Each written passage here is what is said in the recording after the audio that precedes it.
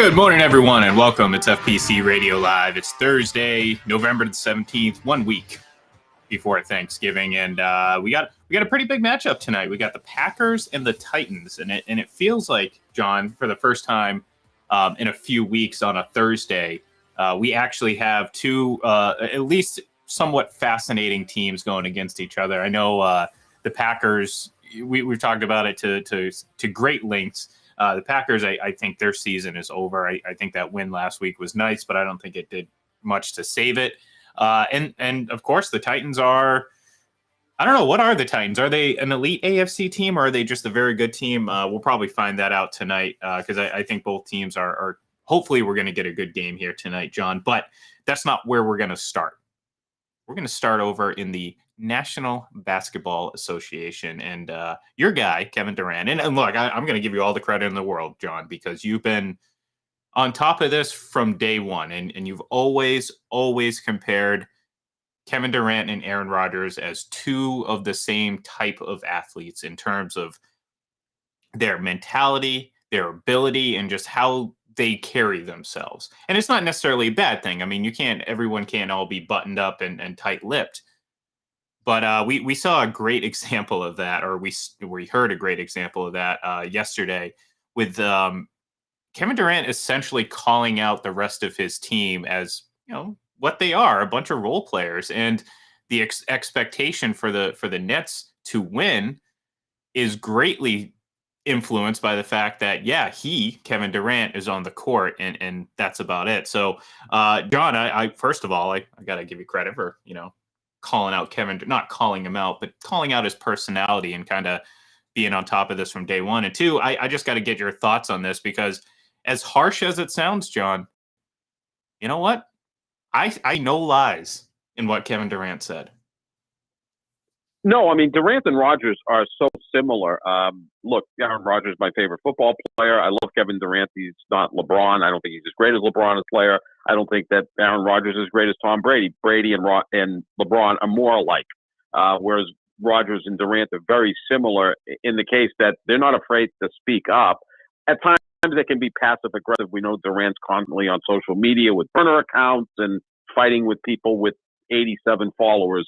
I give you credit. You fight with people with 87 followers, but at least you're being you. You don't have any burner accounts. But, Durant is a marvelously talented player, as is Aaron Rodgers. I think they've underperformed, I would say, a little bit in terms of championships. I mean, Durant's never going to get credit for those two titles in Golden State. He went to a ready-made championship team. Rodgers has the one Super Bowl win, so they haven't measured up to, say, LeBron or Tom Brady. But the similarities is that they're not afraid to speak up.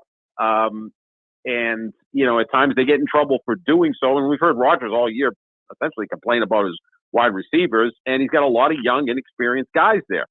He lost one of the best, if not the best receiver in football, in Devontae Adams in the offseason. And he's trying to make good with what he has.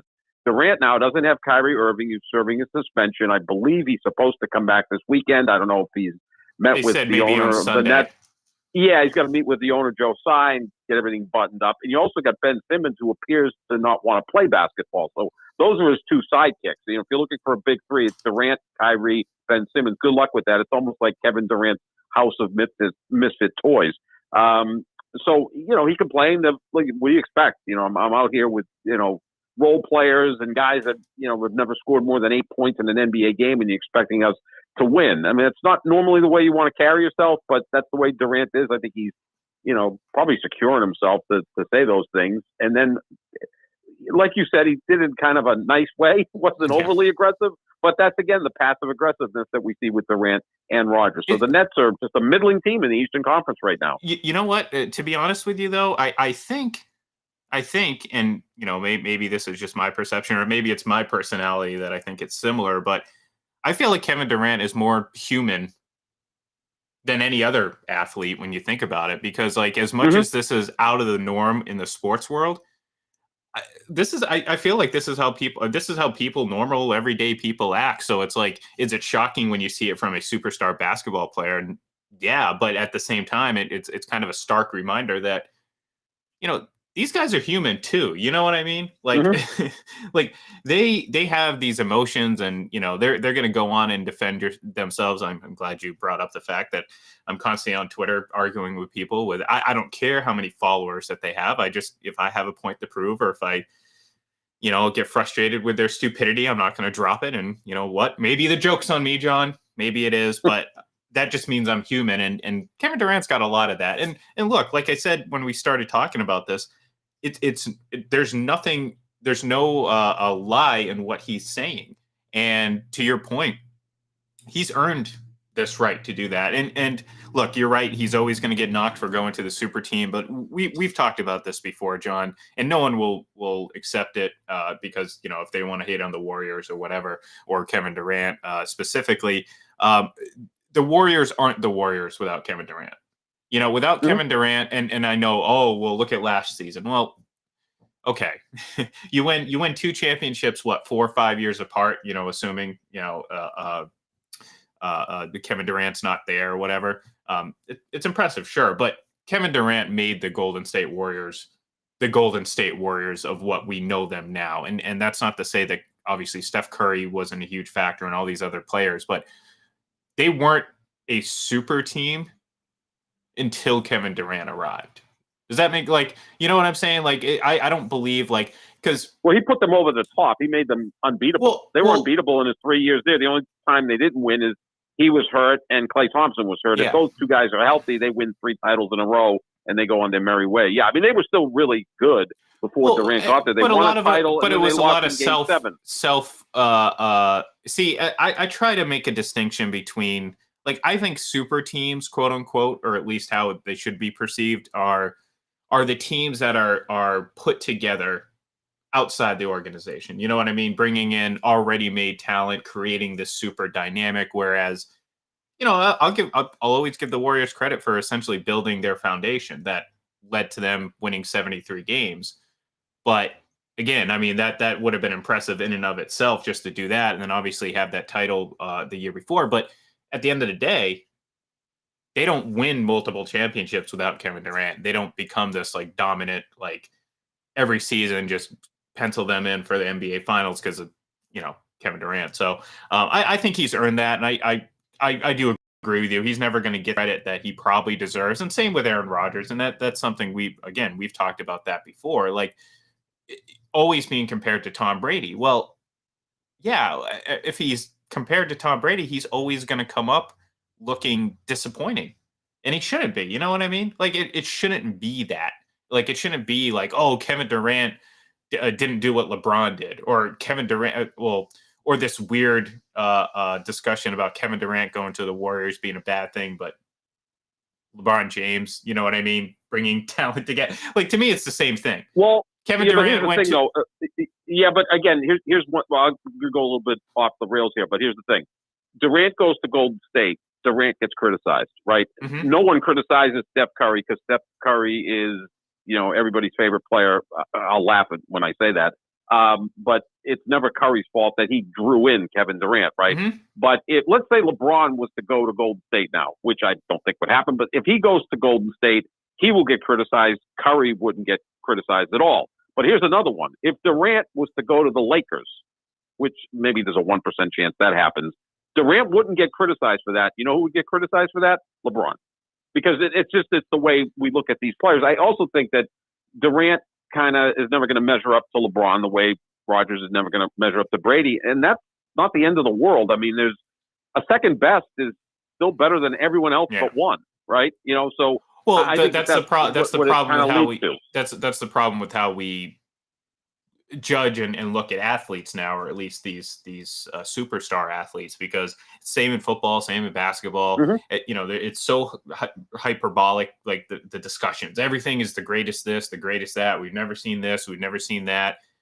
There's no real discussion. Like, if I say, like, look, and again, this is going to get back to Patrick Mahomes because he's kind of the it guy right now, and everyone's like, oh, he's already on pace to be the greatest, and this, that, and the other. And it's like, look, I can sit here and say that and have both things be true.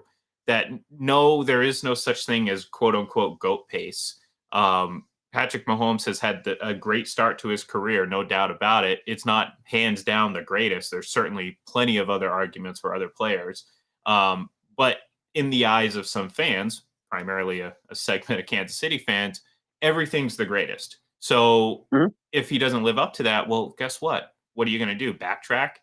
You know, I give the like, think of it this way, John, and everyone's like, oh, you know, he's going to shatter these numbers, this, that, and the other, or any quarterback's going to do it. Patrick Mahomes is going to have to play essentially 15 more seasons of what he's doing right now to pass Tom Brady's numbers. That means he has to play until age 41. And I know Tom Brady's done it, but it doesn't mean everyone's going to do it. And that's kind of the thing that's going on with Rodgers now. It's like, just because Tom Brady is playing at 45 and very likely every day that passes, I believe he's going to play longer than this season, doesn't mean that Aaron Rodgers playing until 39 is a failure. You know what I'm saying? So you're getting that, and I don't want to get too far off from basketball because we have a couple other things to talk about that. But it's the same thing with Kevin Durant. If he doesn't do exactly what LeBron James does, in the eyes of how we view things now as fans or journalists or whatever, it's a failure. And I'm not saying us specifically. I'm just saying in general, that's just how it's covered with the debate shows and everything like that. If he fails, i.e. doesn't win X amount of games or whatever, it's a failure and he's not that good, when in reality, he's a great player. So we say all that to say, well, I'm pretty sure Kevin Durant earned the right to say something like that. It's nice. It's refreshing. Whether or not that turns the Nets season around, I'm not going to bank on that. I actually think this is just going to be a long, drawn out, horrible season for the Nets. And I'd imagine we're going to see Kevin Durant elsewhere next season. So anyways, speaking of the Warriors, and we talked about them a little bit, 0-8 on the road to start this season. And this is definitely not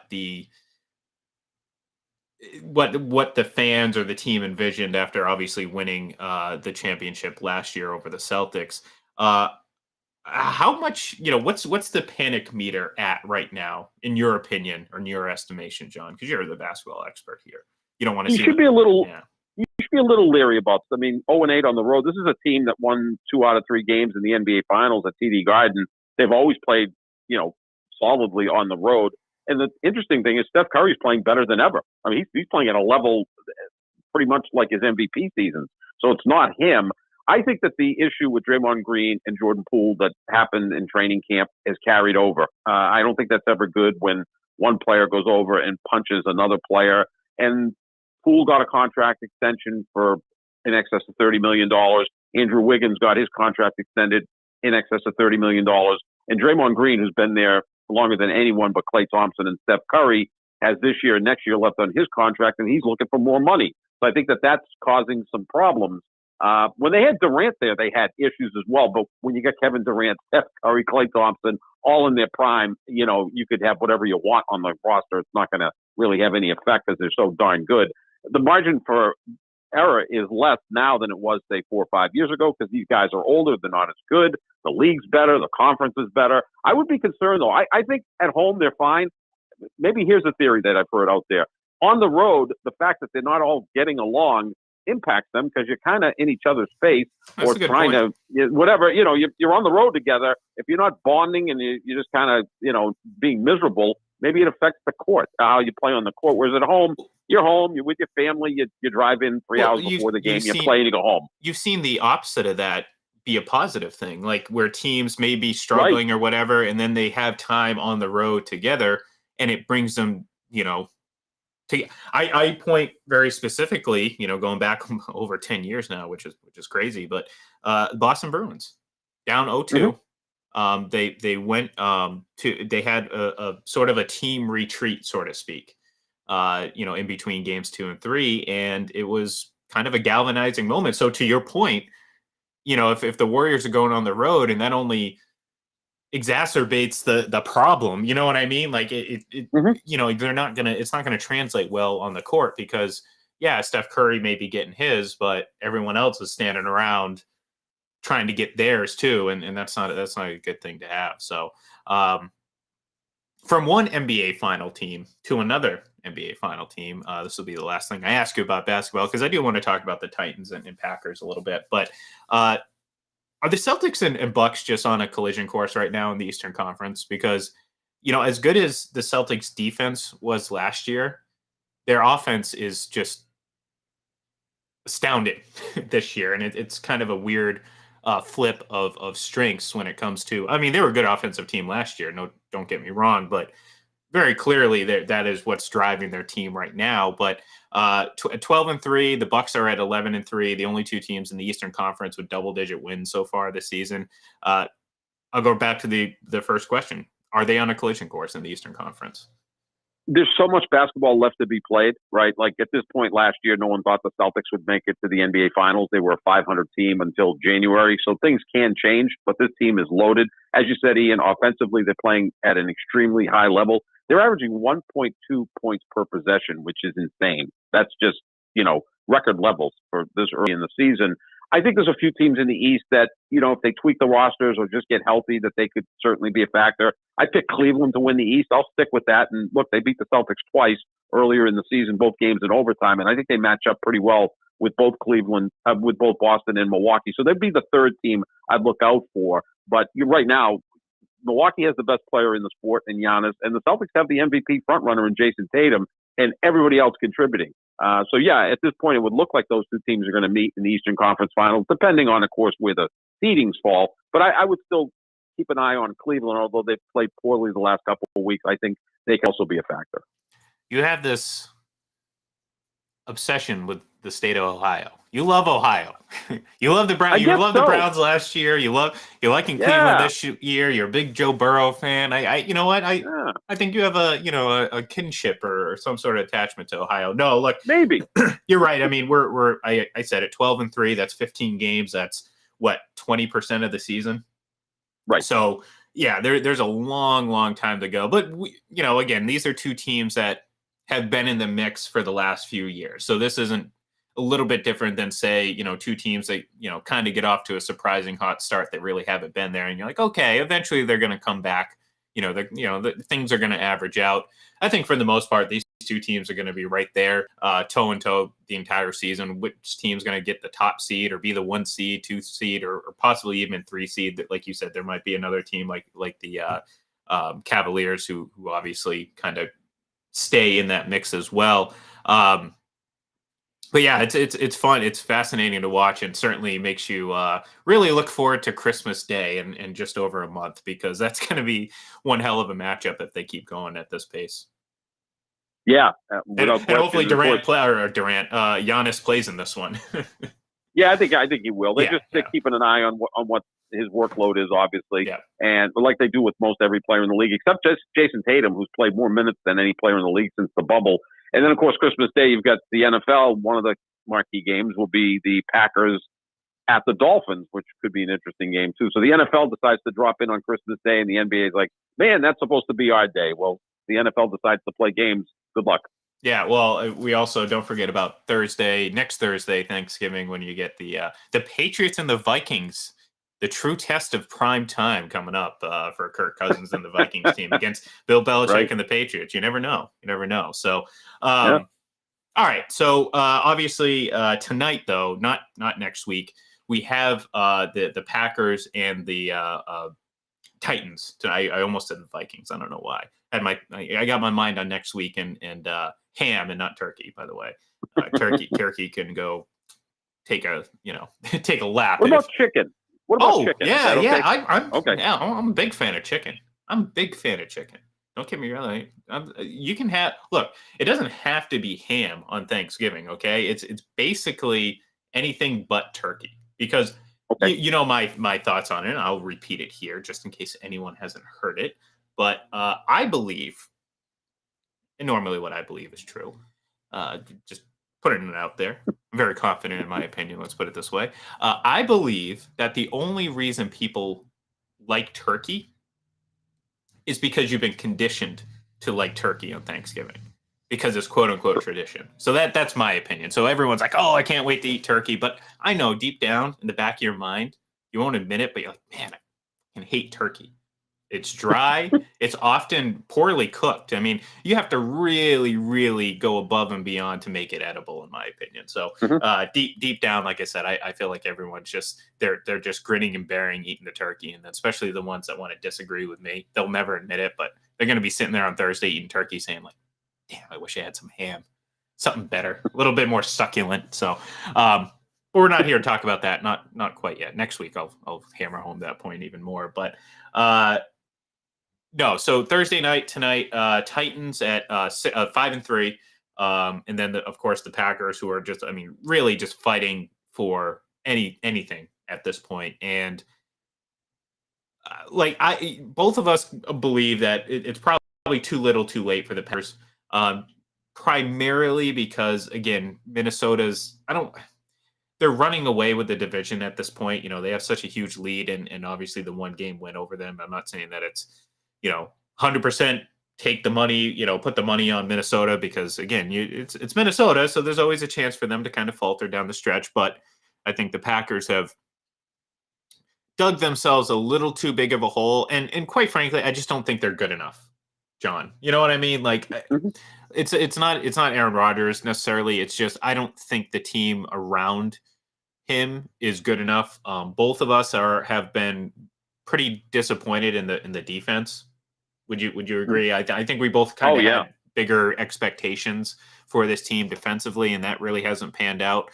But it's still, look. I mean, if the Packers are going to make any sort of attempt at making the playoffs, they really can't lose another game the rest of the season. Pretty much. I mean, they're 4-6, so if they run the table, they'd be 11-6. That would get them in certainly the wild card. I think the division's out of reach. Minnesota's 8-1. Their only loss came against Philadelphia. The Packers also lost to Detroit, which doesn't help their divisional Yeah. record. They lost to Minnesota earlier, so the wild card's in play. I mean, 9-8 could get you into the wild card. 10-7 probably would get you as a wild card because there's a few teams in the NFC that are kind of teetering as well. So yeah, they can't afford to lose many, if any. I mean, this is a home game Thursday night. It's going to be 25 degrees. Again, Tennessee's a well-coached team. We know they're going to come ready, but I think the Packers have an advantage being at home in the short week and coming off that really big win Sunday over the Cowboys. So slight advantage to Green Bay in this game, and that's why the line is Green Bay 3. But yeah, they cannot afford more than maybe one more loss if they have any hopes of making the playoffs. Yeah, and look, this is not an easy matchup. I mean, the thing with Tennessee though is you got to stop Derrick Henry. I mean, that's Mhm. really what it is. And I know it's like, oh, it's much easier said than done. Let's put it this way. But Tennessee at this point, especially without Ryan Tannehill, is basically, in order for them to win, you need Derrick Henry to get like a buck 50 on the ground and really kind of be that dominant player that he is and has been for much of his career. And can they do that against the Packers? Absolutely. The Packers don't have a good run defense. So I yeah, I like I said, I just don't like. I thought last week's comeback win against the Cow. You can't get. It's very impressive, very impressive. And you know what I mean. I just don't. I think the Cowboys had a very bad game. Dak Prescott in particular. So I'm not trying to take anything away from the Packers, but I almost want to say it was more. The biggest impact in that game was the way the Cowboys played. Does that make Mhm. sense? Sure. Yeah. I mean, I think Buffalo impacted the Buffalo Minnesota game and then allowed Minnesota to Hmm. win. And I think the same thing happened a few hours later with Dallas in complete control of that game, 28-14 in the fourth quarter. And then from that point forward, they play horrible. And they didn't play great in the first three quarters, but they're talented enough to have a 2-touchdown lead Hmm. going in the fourth quarter. And they weren't able to hold on. So, yeah, I think Dallas just did not play well in the fourth quarter and in overtime. They had 4 penalties in overtime, which Yeah. is just, I can't even think that that's possible. You shouldn't get that in a game, let alone just overtime. So, yeah, no, absolutely. And a lot of times we've talked about it over the years. I mean, we talk about it in hockey, right, where a lot of games are lost, not won. Yeah. Like you just do the right thing and take care of the puck and don't let in any cheap goals, yada, yada, yada. You can win some games. It's kind of like that in football in some sense, right? Like limit the turnovers, the penalties, play decent special teams, and, execute on third down and in the red zone, and you can win. And Dallas didn't do that on Sunday, and they lost. Yeah. And again, bad interception by Dak Prescott. And, Mm. there's so many stats and advanced stats and whatever, but the most important one, and the one I feel that correlates more or less to winning and losing in football, is the turnover battle. If you Yep. win, generally, if you win the turnover battle, you are going to win because it's about getting extra possessions. It's not always the case, but more often than not, it's certainly, I think, the biggest advantage to that. So I guess we'll pick this game. So I'll ask you: Is Green Bay going to live another week, or are the Titans going to kind of keep their name in the mix for the top seed in the AFC? I think the Packers will win tonight. Again, this is not being a homer. I've picked them to lose games this year. Mhm. I'm not impressed with them. Their defense has been faulty. Now they've got a massive amount of injuries on defense, but I think they'll be okay against Derrick Henry. They're a real weird team, Green Bay. Like the top running backs don't run well against them, but guys that you've never heard of put out 140 yards against them. It's just a weird team like that. Like all of a sudden they'll have a decent run defense tonight. So I think the Packers have some momentum. They're at home in a short. It's going to be cold, and hopefully Rodgers continues to trust some of these young wide receivers. And look, Tennessee's got a ton of injuries as well.